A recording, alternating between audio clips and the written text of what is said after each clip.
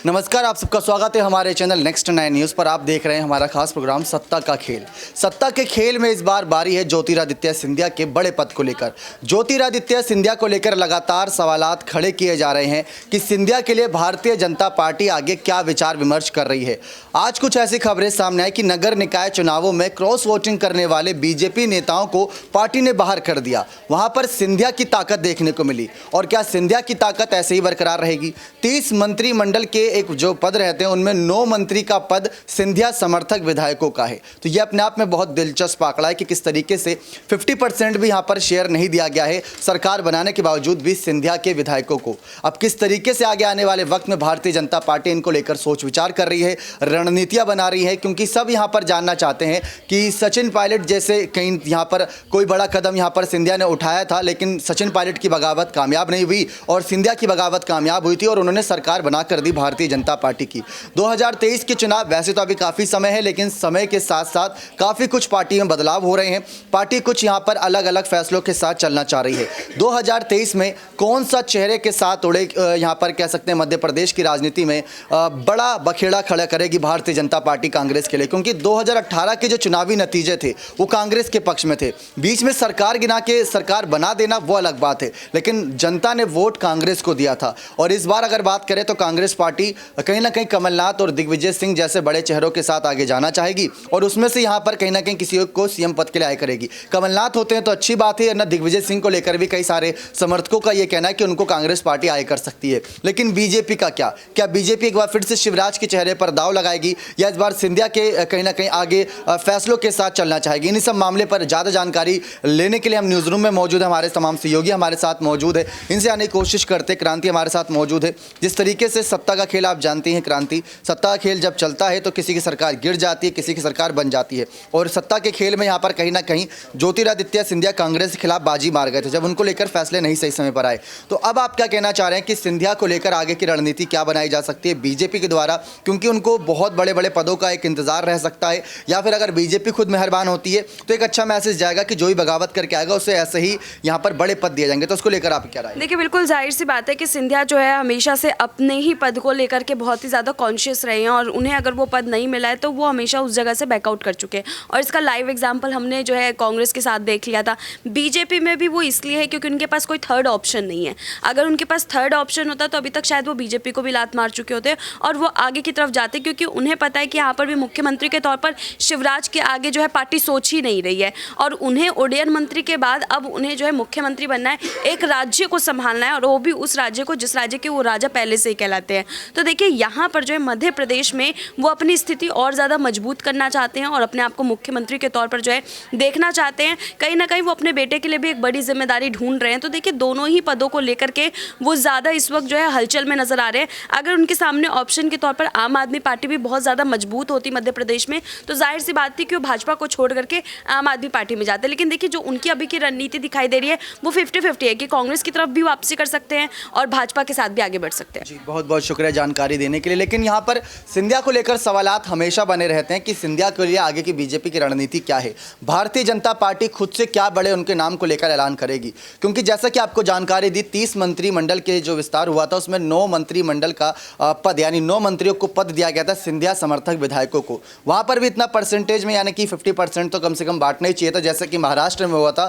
फडणवीस के मंत्री थे 10 और शिंदे के मंत्री 10 थे, तो वहाँ पर इस तरीके से ये मंत्री पद बांटे गए थे। लेकिन अब सवाल आता है कि कांग्रेस के खिलाफ बीजेपी की सबसे बड़ी रणनीति क्या होगी और कांग्रेस के खिलाफ सिंधिया का इस्तेमाल कैसे किया जाएगा। क्योंकि अगर सिंधिया को सिर्फ स्टार प्रचारक या एक विधायक के रूप में दिखाते हैं या उप मुख्यमंत्री के रूप में दिखाते हैं तो शायद इतना काफ़ी नहीं रहेगा। सिंधिया को कुछ अलग ही पद देना होगा, क्योंकि कांग्रेस पार्टी ये दावा कर रही थी कि हम सिंधिया को सीएम पद देने के लिए तैयार है, लेकिन वो वापसी तो करें। अब सिंधिया को सीएम पद कांग्रेस पार्टी देने के लिए तैयार थी, लेकिन बीजेपी क्या बड़े पद देती है जानने की कोशिश करते हैं प्रांशी से कि उनकी क्या सोच है इस पूरे मामले पर कि कांग्रेस के खिलाफ बीजेपी कैसे सिंधिया का इस्तेमाल करेगी। सिंधिया वो हथियार है जिससे कहीं ना कहीं कांग्रेस पार्टी को बिल्कुल ही ध्वस्त किया जा सकता है, नेस्त नाबूद किया जा सकता है। लेकिन बीजेपी क्या उनको सीएम पद के तौर पर इस्तेमाल करेगी? क्योंकि एंटी इनकम्बेंसी का एक सवाल आता है कि जब जब आप चेहरे रिपीट करते हो आपको हिमाचल जैसे रिजल्ट मिल सकते हैं या तो गुजरात जैसा बहुत ज़बरदस्त, यानी कि आप हार भी सकते हो आप जीत भी सकते हो, बीच का कोई निष्कर्ष नहीं होगा। तो इस पर क्या बीजेपी की सोच होगी?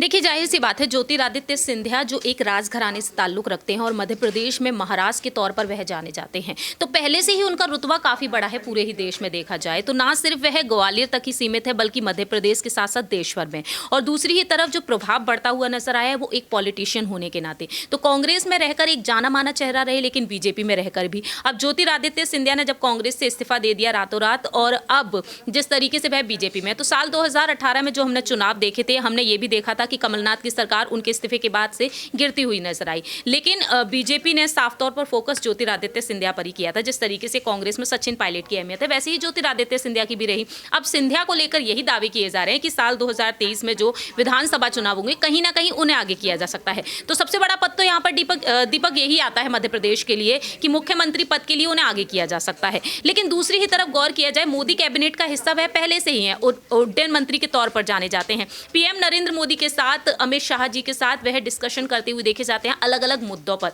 यहाँ तक कि राजधानी दिल्ली के लिए भी वह अहम फैसले लेते हुए देखे जाते हैं। तो मुझे लगता है कि ना सिर्फ मुख्यमंत्री के पद पर बल्कि दिल्ली की सियासत तक भी उन्हें भेजा जा सकता है। इससे हटकर देखा जाए तो पार्टी आलाकमान यहाँ पर उन्हें कोई दूसरी जिम्मेदारी भी सौंप सकती है। ज़रूरी नहीं है कि सिर्फ मुख्यमंत्री का पद ही है, इससे भी ऊंचे कई पद हैं। आगे चलकर हम भविष्य में उन्हें पीएम पद की दावेदारी के लिए भी देख सकते हैं, क्योंकि सिंधिया एक जाना माना नाम है। युवा नेता के तौर पर आज बेशक वह जाने जाते हैं, लेकिन उम्र के बढ़ते हुए पड़ाव पर इस वक्त बीजेपी खेमे में कई ऐसे नेता हैं। तो मैं आपको याद दिला देती हूँ, बीते कुछ दिनों पहले जो खबर सामने आई थी उसमें यही दावा किया गया था कि युवाओं को ज़्यादा से ज़्यादा मौका दिया जाएगा। लेकिन जो वरिष्ठ नेता हैं वो यहाँ पर एक तरीके से देखा जाए तो जो युवाओं की एंट्री होगी पार्टी में, उनको वह सिखाते हुए नजर आएंगे। तो मुझे लगता है कि ज्योतिरादित्य सिंधिया राजनीति में अभी तो रुकने वाले नहीं हैं। आगे चलकर उन्हें वो कई बड़े पद की दावेदारी के लिए आगे बढ़ सकते हैं। तो जाहिर सी बात है यहाँ पर ज्योतिरादित्य सिंधिया के लिए ऐसे कई शानदार मौके आएंगे, ना सिर्फ साल 2023 है। जी, तो सवाल यहाँ पर खड़ा कर दिया प्रांशी ने एक बहुत बड़ा कि अगर सिंधिया को आगे की दावेदारी दी जाएगी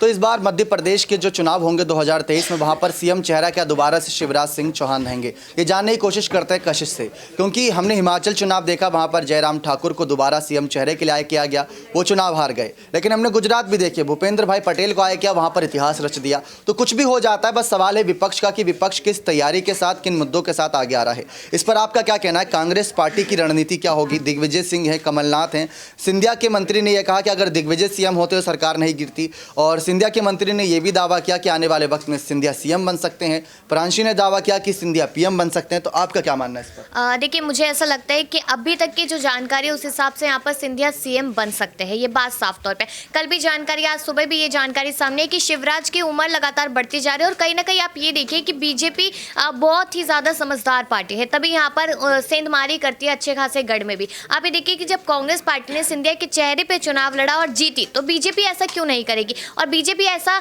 ये करेगी कि उन्हीं के चेहरे पर चुनाव लड़के उन्हीं को ही यहाँ पर सीएम बनाएगी। तो साफ सी बात है कि यहाँ पर आपने कांग्रेस पार्टी की बात की, कमलनाथ है, दिग्विजय सिंह है, तो देखिए यहाँ पर कांग्रेस पार्टी अब यूथ नेताओं को आगे करने में लगे, तो किसी न किसी यूथ नेता पर वो दाव लगाती नजर आएगी। और बीजेपी यहाँ पर सिंधिया को आगे करती है, तो मुझे लगता है आने वाले समय में अच्छा खासा फायदा उन्हें देखने को मिल सकता है। आपने कहा कि सिंधिया को सीएम बनाया जा सकता है, तो शिवराज के जो मंत्री रहते हैं, जैसा कि हर खेमे में होता है कि अगर किसी को सीएम बनाया जा रहा है जो बाहर से आया है और उसके अलावा कई और चेहरे रहते हैं, नाराजगी होती है, गुटबाजी होती है, तो उस गुटबाजी को कैसे हैंडल करेगी बीजेपी? देखिए, वो वही चीज़ बहुत ज़्यादा मुश्किल है यहाँ पर, क्योंकि वो लोग नाराज होते नजर आएंगे कि हम लोग इतने सालों से काम कर रहे हैं, आपने हमें मौका नहीं दिया, और सिंधिया यहाँ बाहर से है और आपने उनको मौका दे दिया। तो कहीं ना कहीं वो जो नाराजगी का दौर होगा वो देखना पड़ेगा। हो सकता है कि यहाँ पर इस्तीफों की लाइन भी लग जाए, लेकिन यहाँ पर आप देखिए कि बैठकें होगी, बैठकों में यहाँ पर नेताओं को समझाया जाएगा, मंत्रियों को समझाया जाएगा, और उसके बाद मामले को सुलझाया जाएगा। क्योंकि मेरे को नहीं लगता कि बीजेपी चाहेगी कि अच्छी खासी उनकी पार्टी बनी है, कांग्रेस के बनने के बाद, टूटने के बाद हमारी पार्टी बनी, और आने वाले जो चुनाव है 2023 के, उसमें हमारी पार्टी ना बने, तो ऐसा तो बीजेपी नहीं चाहेगी। बहुत बहुत शुक्रिया। सिंधिया सीएम बन सकते हैं, सिंधिया इन फ्यूचर पीएम बन सकते हैं, ऐसी कई सारी मांग यहाँ पर हमारे सहयोगियों की है। लेकिन सिंधिया खुद से क्या चाहते हैं, ये बहुत बड़ा सवाल है। क्या उनका सपना सीएम बनने का है, क्या उनका सपना पीएम बनने का है, या उनका सपना सिर्फ जनता की सेवा करने का है? अब ये देखना दिलचस्प रहेगा कि 2023 के चुनाव के जब समय आएंगे धीरे धीरे नज़दीक, तो बीजेपी खेमे में क्या उथल पुथल होती है। जैसा कि आपको जानकारी दी थी कि कुछ विधायकों की, कुछ पार्षदों की नाराज़गी सिंधिया को यहाँ पर झेलनी पड़ी थी, और सिंधिया ने कुछ ऐसे फैसले लिए कि उनको पार्टी ने बाहर ही निकाल दिया, बीजेपी के नेताओं को बाहर निकाल दिया। ये अपने आप में बहुत बड़ी खबर है। अब देखते हैं इस पूरे मामले पर भारतीय जनता पार्टी का क्या रुख रहता है, किस तरीके से सिंधिया की जो बड़े पद की तस्वीरें हैं उसको बीजेपी कैसे साफ करती है, क्योंकि ये एक छोटी चिंगारी होती है, उसको आग के रूप में बदलने में ज़्यादा समय नहीं लगता। सिंधिया को लेकर जल्दी कोई बात साफ कर दे, वरना सिंधिया को लेकर कयास उस तरीके से लगाए जाएंगे जैसे आज के समय में पायलट को लेकर कयास लगाए जा रहे हैं। बने रहे चैनल के साथ, ऐसी और तमाम जानकारियों के लिए बहुत बहुत धन्यवाद।